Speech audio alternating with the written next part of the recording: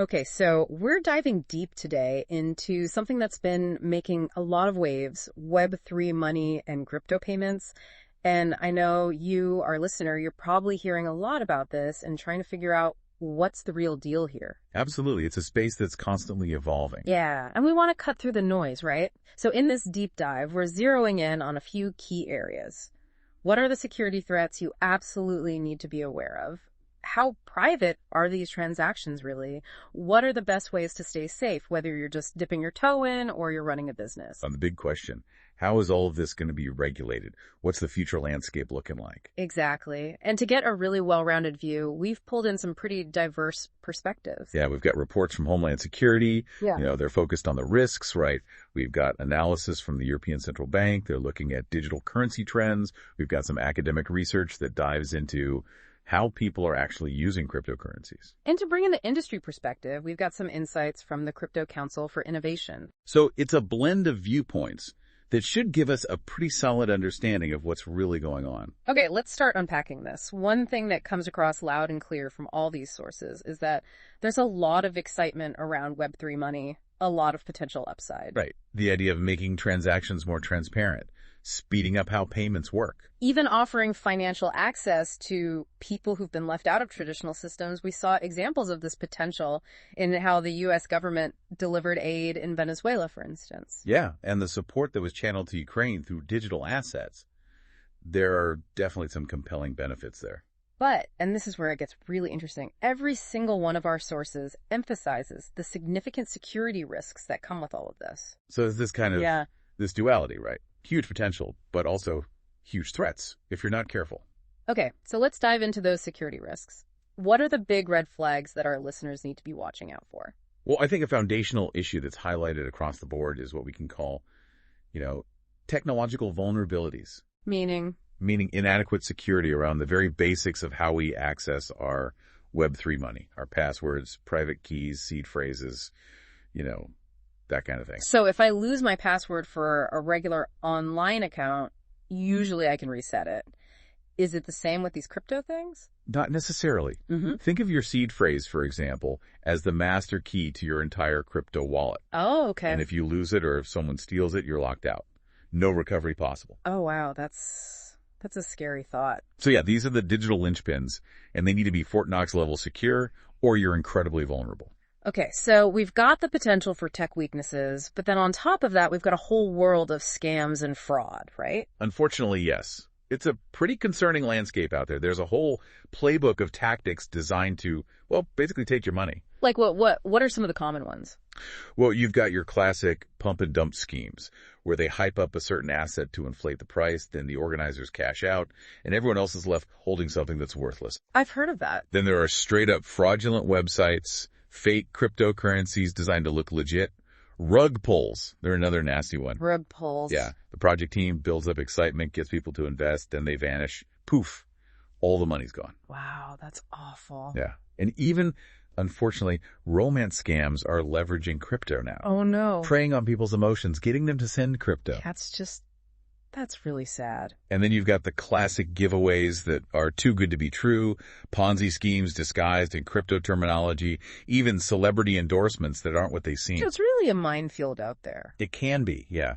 It's important to be very, very careful. Absolutely. Now, one thing that the Homeland Security report specifically flagged as a risk area was NFTs. Right, and that's an important point. It's not just about currencies. Non-fungible tokens, they represent unique digital ownership, but they're not immune to these threats. So how do NFTs become a security risk? Well, there have been cases where malicious code was actually embedded within NFTs on platforms like OpenSea. Like a virus. Kind of, yeah.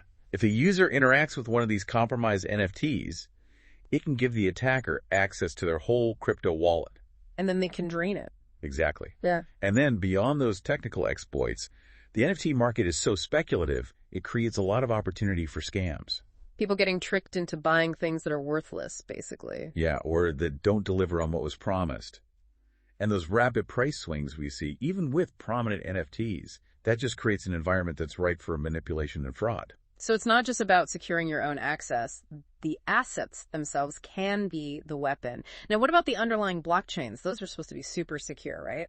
Well, the design of blockchain technology, especially the well-established ones like Bitcoin and Ethereum, is inherently very secure, very resistant to tampering. But the sources do raise a valid concern about hackers going after vulnerabilities in newer, less established blockchains.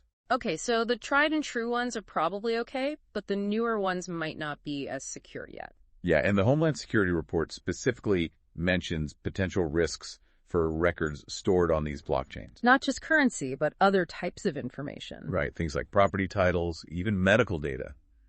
If these newer systems haven't been properly tested and secured, the consequences of a breach could be massive. That's kind of a scary thought, someone getting access to your medical records because of a blockchain vulnerability. Yeah, it's definitely a reminder that this tech is still evolving and there are still risks involved. Okay, and what about those online services that many people use, like exchanges? Are those a safe bet for storing your crypto? Yeah, places like Police Scotland, they advise caution when using online services that hold your cryptocurrency exchanges, online wallets, that kind of thing. Because they could get hacked. Exactly.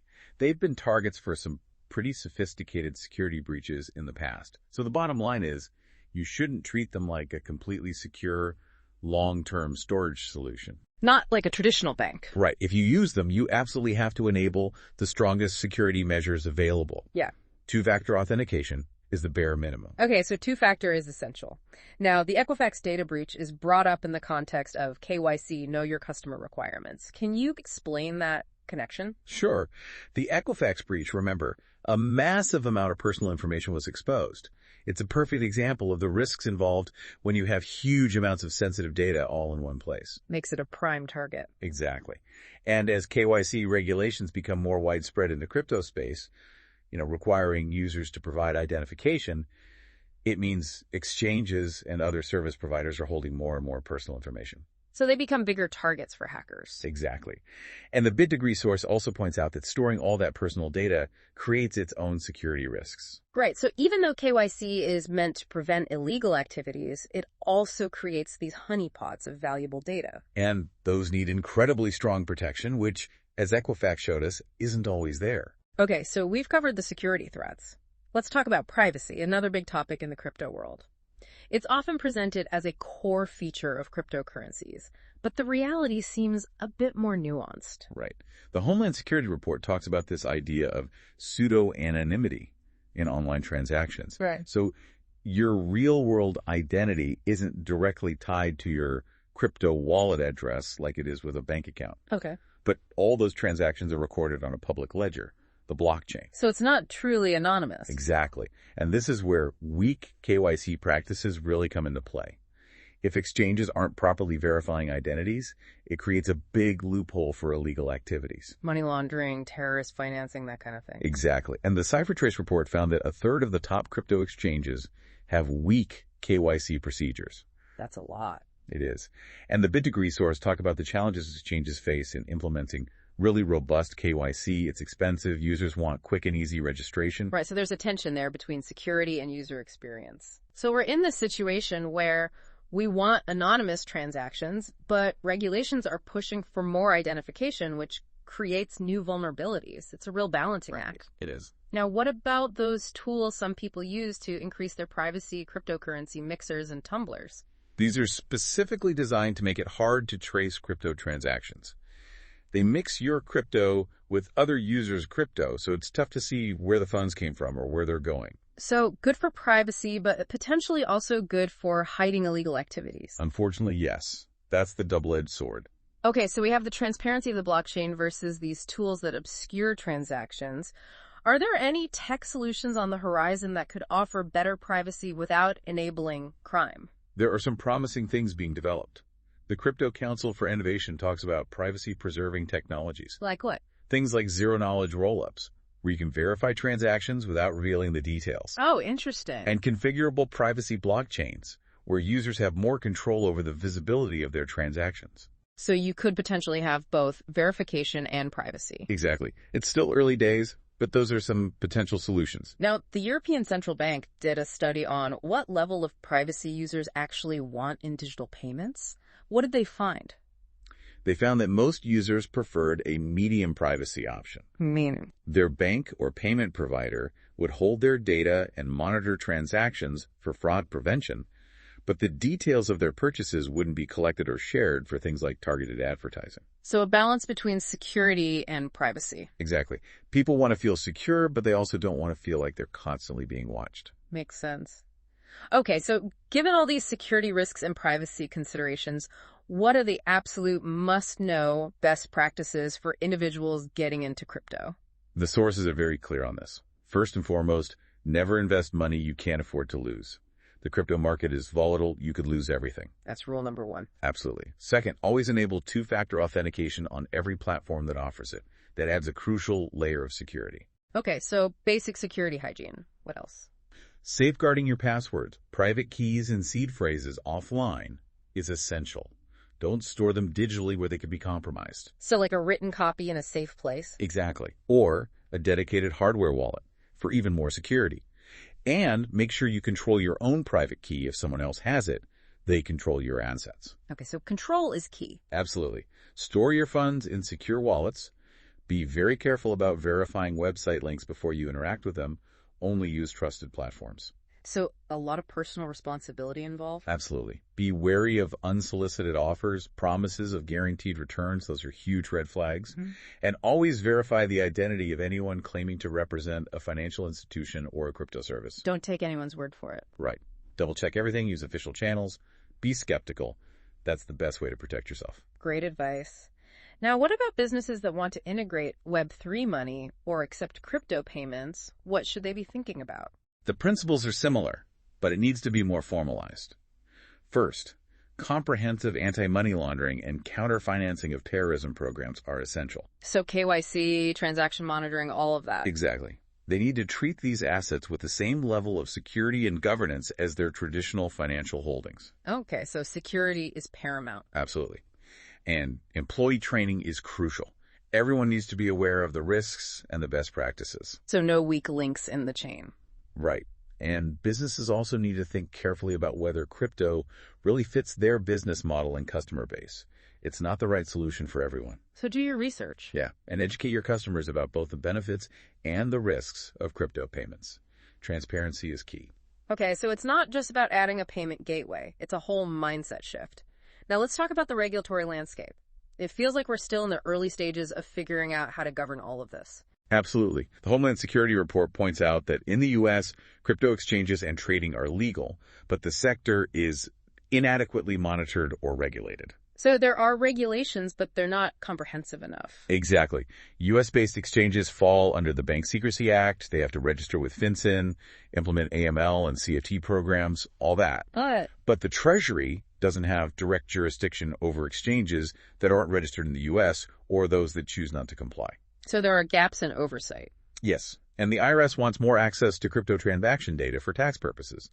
FinCEN has proposed new reporting requirements for large transactions and stricter KYC rules for international transactions. So they're trying to bring crypto more in line with traditional finance. Right. But the Crypto Council for Innovation points out the challenges regulators face in achieving consistent standards and AML practices across all these different exchanges. And the lack of comprehensive federal legislation in the U.S. makes it even more complicated. It does. And the Financial Stability Board is calling for a clear global regulatory framework to combat illicit activities. Makes sense. You need international cooperation to deal with a global phenomenon. Now, the CCI has some specific recommendations for regulators, right? They do. They want a clear pathway for exchanges to register and become compliant.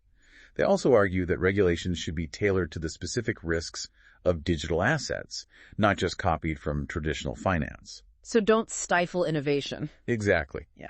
They also support fit-for-purpose KYC rules that leverage blockchain tech and the use of regulatory sandboxes to experiment with new approaches. So be innovative in how you regulate. That's the idea.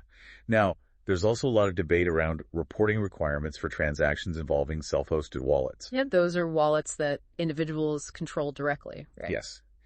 And the CCI, along with many others, has raised concerns about these proposals. How is that? Well, a lot of the transaction data regulators want is already public on the blockchain. So reporting it separately would be redundant. Exactly. And it could create unnecessary burdens for exchanges and risk user privacy, without actually being that effective in stopping crime. So it's a tricky balance to strike. It is.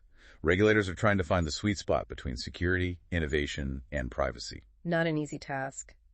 Now, what about regulation outside the U.S.? What's happening internationally? The European Union's MiCA regulation is a big step towards a more unified framework within the EU. MiCA, that's markets and crypto assets, right? Yes.